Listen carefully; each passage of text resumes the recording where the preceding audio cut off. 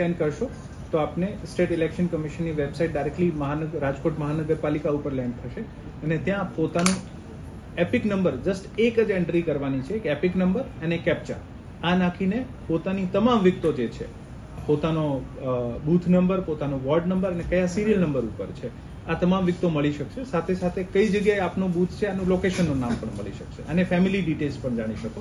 આ જે second QR code છે આમાં પોતાનું જેમ આપને બૂથ નંબર અને વોર્ડ નંબર મળી ગયું છે, આમ વોર્ડ નંબર મળી ગયું હોય તો પણ આપ ક્લિક કરશો ને આપની લોકેશન આપને પહેલા QR કોડથી ખબર પડી ગઈ છે.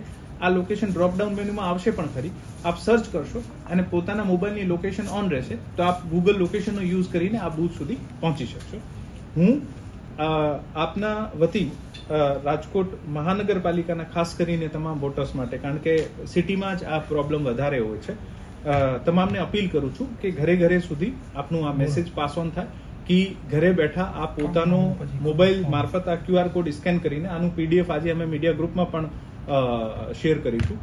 આને સ્કેન કરીને આપ પોતાની તમામ વિગતો જે છે આ મેળવી શકો છો, જેથી આપને કોઈને એક બૂથથી બીજી બૂથ ઉપર ભટકવાની અથવા કોઈ પણ અગવડ ન થાય. આને માટે ખાસ કરીને સ્ટેટ ઇલેક્શન કમિશન અને ડિસ્ટ્રિક્ટ ઇલેક્શનની ઓફિસ દ્વારા ચિંતા કરવામાં આવી છે અને આ મેસેજ ત્યાં સુધી પહોંચે આ મારી ખાસ વિનંતી છે.